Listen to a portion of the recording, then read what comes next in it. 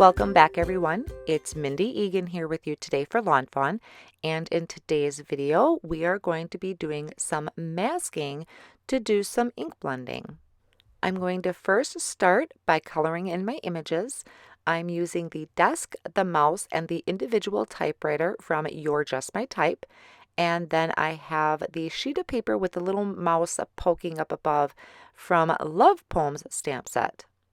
So I stamped these images onto Lawnfawn's white cardstock using their jet black ink, which is Copic friendly, and then I'm going to use my Copic markers to color in all the images. I have the colors listed above on the top there, and for my desk I'm starting off with the browns, which is the E27, 25, and 23. For my little mice, I did a really light brown, so I used E43, E42, and E41, and I did bring in an R20 just to dab into the ears a little bit there.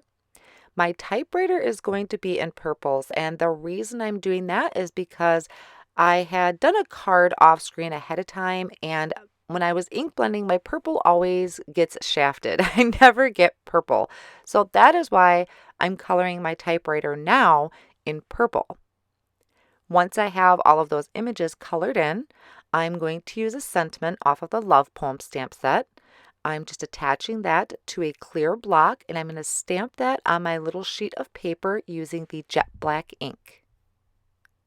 Then I'm going to line up the coordinating dies to these, hold them in place with some purple tape, and run that through my die cut machine.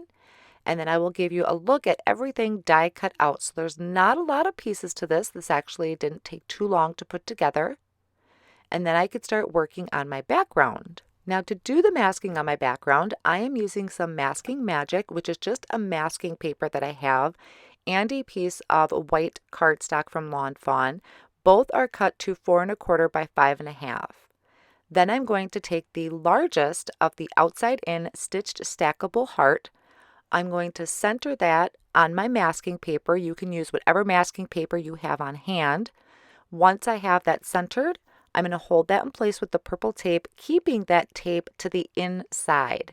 And I can just save that extra piece for a later time. I want the outside edge.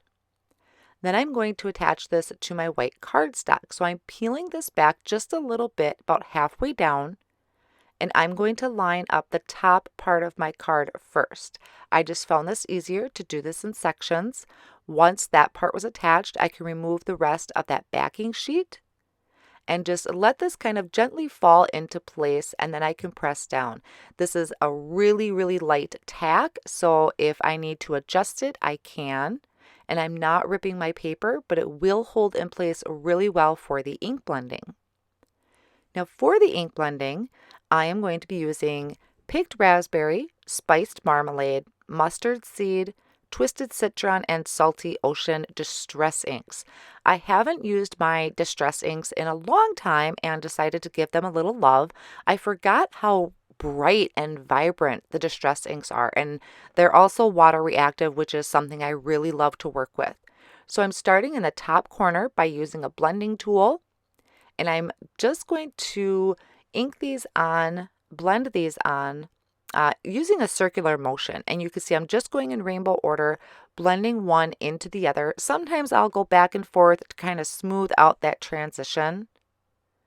My salty ocean got a little cut off, but I was able to sneak a little bit of that in. And you can see as I'm ink blending, I'm starting off of the cardstock, so on that masking paper, and then blending onto my open area, which is the cardstock. Then once I have that completely blended, I'm going to add a little interest to this background. So I'm just taking a sprayer with some clean water and a paintbrush, and I'm going to just flick this water all over the background. And I'll dab up any excess with a paper towel, so it'll give that reactive look. And of course, I had to add some sparkle, so I am going to take some of the liquid stardust. Now I made sure to shake this really, really well, because otherwise all of that sparkle kind of settles in the bottom of the bottle. So I'm just going to put a couple drops onto my craft mat, and I'm just taking this right to the background. Now you could dilute it. so it's not as shiny or as silvery, but I just used it as is. I let that sit and dry for just a minute or two, and then I could peel away that masking paper. And I love how this is such a crisp, clean heart. I do have some little marks there from the stitching of that when the die cut that out, but I think that looks so cool. So I'm glad that happened. So this is just a close-up of all that sparkle and how the Distress inks react with the water. Then I'm going to die cut out a simple wavy banner from Black Licorice Cardstock, the simple puffy clouds from the Pixie Dust cardstock, and I like that this gives me an outline and a cloud, so I can save those clouds for later. I'm just going to use the outline for now. Now for my sentiment, I'm going to heat emboss onto that banner. So I'm using this wavy sentiment off of the Love Poems stamp set, I believe it was. I'm going to just prep that cardstock with an anti-static powder tool and bring in a piece of white cardstock because I couldn't see my banner on my mat. So I'm just using an acrylic block to stamp this right on with the Lawn Fawn embossing ink. And then I'm going to actually pick this up with my tweezers so I don't burn my fingers when I go to heat emboss this. So I'm going to sprinkle on the white embossing powder. And I do have my heat gun heating up off on the side. So when I do take it to my cardstock, it's nice and hot and melts my embossing powder right away. Now I trimmed my panel down to 4 by 5 1/4. And I'm just going to add that to a piece of white cardstock that's 4 1/4 by 5 1/2, and I just used a regular tape runner for that. And then I could start gluing my pieces together. So I just added some liquid glue to attach my sheet of paper to my typewriter, and then lining up about, I want everything to be centered. So I have my desk in there to kind of line that up, get an idea of where the clouds are, make sure that they're visible. And I'm adding liquid glue to those and just kind of dabbing that a little bit so the glue isn't so thick on it. And then I can start adding my desk to the cardstock. Now the desk I'm just going to add with a tape runner.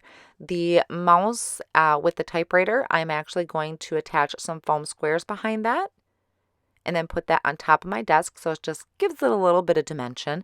Now I did notice I had a little bit of foam square sticking out, so I'm just carefully peeling that up, and I'm going to just trim that little corner off so that that won't stick to an envelope if I decide to put this in the mail. And then my other mouse is sitting in front of the typewriter is just attached with the tape runner there. And my sentiment will be attached with the foam squares. And I'm going to put that just right above my mouse with the piece of paper coming out of the typewriter. Then I can just trim off those excess clouds so my edges are nice and flush and straight. And that will finish off our card. I love how bright and vibrant this rainbow is, and I just can't get enough of these stamp sets with these little mice and the typewriter. I think they are just so adorable. Thank you so much for watching, and I'll see you again soon.